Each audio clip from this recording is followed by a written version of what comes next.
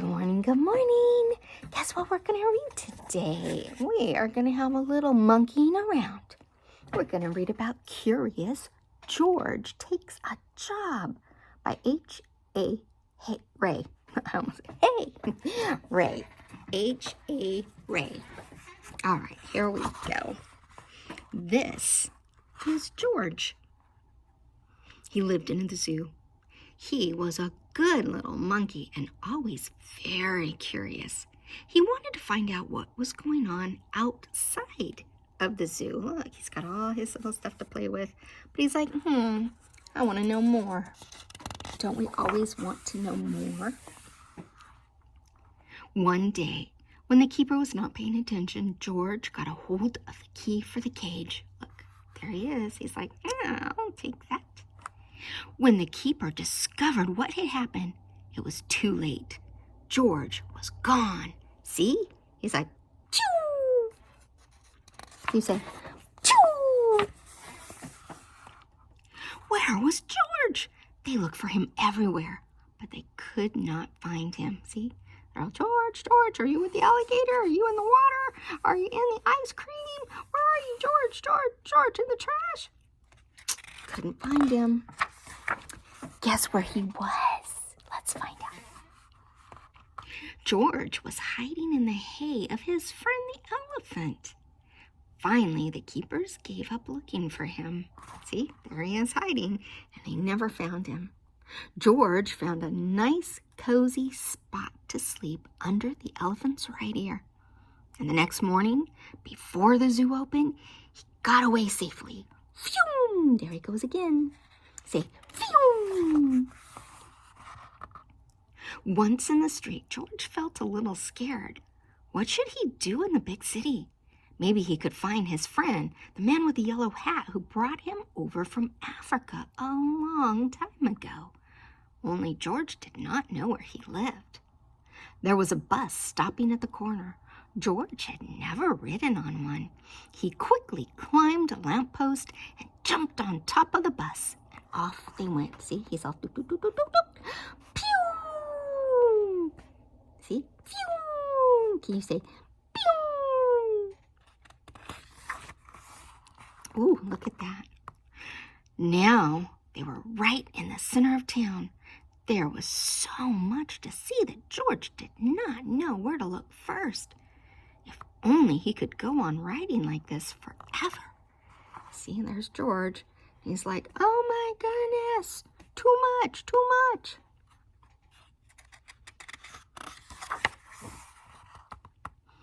But after a while, George got tired and a little dizzy. When the bus slowed down to turn into a side street, George jumped off. There was a restaurant right in front of him. Something smelled good. Suddenly, George felt very hungry. See, there he is. What kind of restaurant is it? It just says kitchen entrance. Oh, look at that. There he is. The kitchen door was open, and George walked in. On the table was a big pot. Of course, George was curious. He had to find out what was in it. There he goes. What do you think?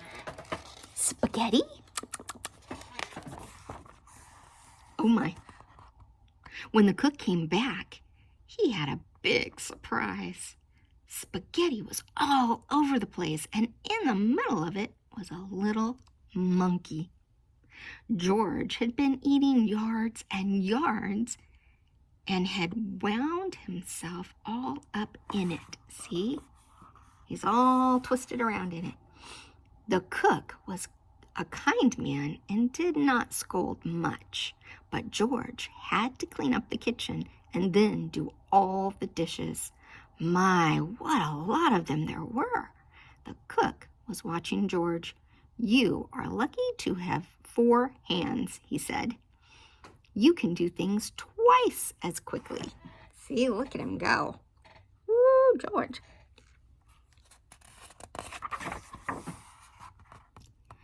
I have a friend who could use a handy little fellow like you to wash windows. If you would like to, I will take you over to him."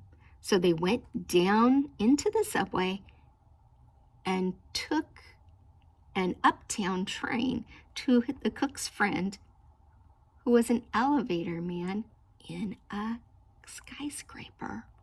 Ooh, see, there they went. Woohoo!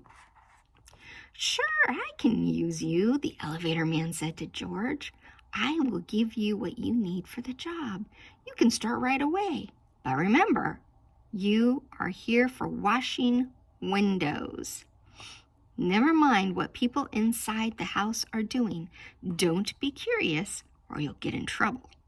George promised to be good, but little monkeys sometimes forget.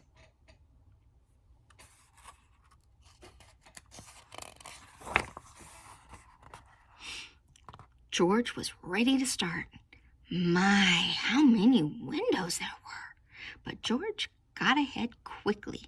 Since he worked with all 4 hands, he jumped from window to window, just as he had once jumped from tree to tree in the African jungle. For a while, George stuck to his work and did not pay any attention to the people inside. Of course, he was curious, but he remembered his promise. See, there he is. And there is look at all those windows. And there's George. He's working. And he's doing a good job. He remembered his promise so far. In one room, a little boy was crying because he did not want to eat his spinach. George did not even look, but went right on with his work. In another room, a man was taking a nap and snoring. George was sorry it was not his friend, the man with the yellow hat. He listened to the funny noise for a while. Then he went on working. But what was going on in here? George stopped working and pressed his nose against the window. Uh-oh, George was not supposed to do that, huh? 2 painters were working inside. George was fascinated. Painting looked like a lot more fun than washing windows. See, he's like, I like this. So he's distracted. Not good. You need to stay focused, huh? The painters were getting ready to go out for lunch. The minute they left, George climbed inside. Uh-oh, see, off they go, and he's like, my perfect opportunity, dun, dun, dun, dun. But see, wet paint. So this is not going to be pretty, I don't think. What wonderful paints and brushes they had. George could not resist. Oh my, we are supposed to flee temptation. Flee it, flee it. An hour later, the painters came back. They opened the door and stood there with their mouths wide open. See? The whole room had changed into a jungle with palm trees all over the walls, and a giraffe and 2 leopards and a zebra.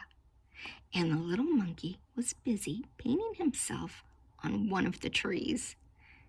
Then the painters knew what had happened.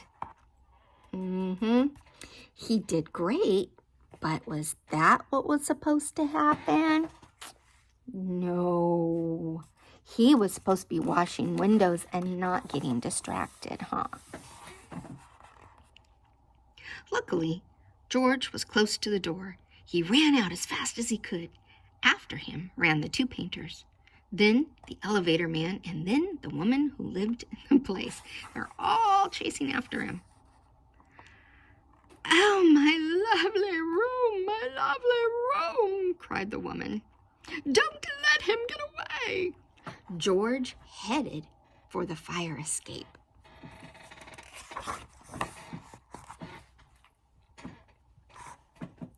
There they are. George reached the end of the fire escape. The others had not caught up with him yet. Here was his chance. They could not jump, but George could easily jump down and escape. In a moment, he would be safe. Poor little George. He had forgotten that the pavement was hard as stone, not like the soft grass of the jungle. Poor George. Clunk! I bet that hurt, huh? Too bad. The fall broke his leg, and the ambulance came to take George to the hospital.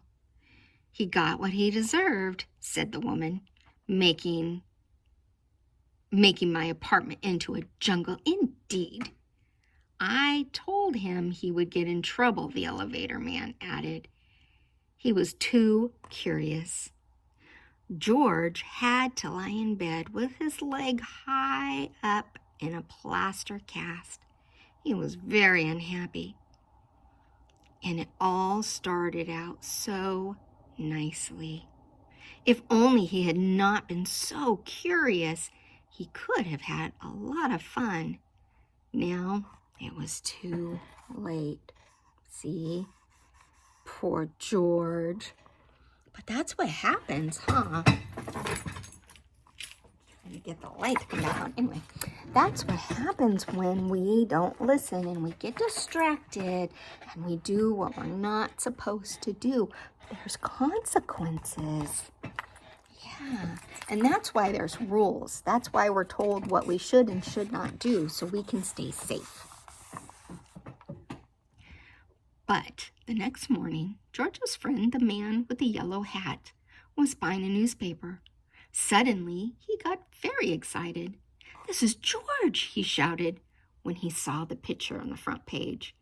Quickly, he read the whole story and then ran to a telephone booth to ring the hospital. "I am George's friend," he said to the nurse who answered the telephone. "Please take good care of him so that he will get better quickly. I want to take him to the movie studio and make a picture about his life in the jungle. Don't let him get into any more mischief until I can take him away." See? So he's calling. He's like, hey, he's my friend. Keep him there. Keep him out of trouble.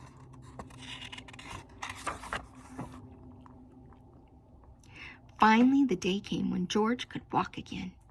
"Your friend is going to take you away this morning," said the nurse. "Just wait right here for him and don't touch anything." As soon as George was alone, he looked around at all the strange hospital things. "I wonder what's in the big blue bottle," he thought. Uh-oh. George was very curious. It smelled funny. So he looked at it. He smelled it. George should have stayed far away, huh? But he hasn't learned. Suddenly, his head began to turn. Then he felt as if he were flying. Then rings and stars danced before his eyes, and everything went dark. Do you know why? Because in this little bottle was something that puts you to sleep when you smell it. That's what they have in the hospital. And he didn't know that. And this is how the man with the yellow hat found George when he came to call for him. They picked him up and shook him, but they could not wake him up. He was so fast asleep that they finally had to put him under the shower. How surprised he was when he woke up. See, they're like, my goodness. So they finally had to do this to wake him up. That would be a rude awakening in the morning, huh? George said goodbye to the nurse and the kind doctors.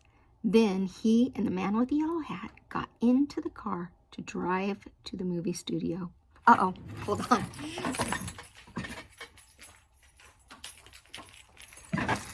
Automatic lights sometimes are not fun. In the president's office, George had to sign a contract. Now he was a movie actor. There he is. Wow. George sure has adventures, doesn't he? In the studio, George was kept so busy all the time that he forgot to be curious. He liked the jungle that they had made for him and played happily there. See, he's happy because it's like he's back home.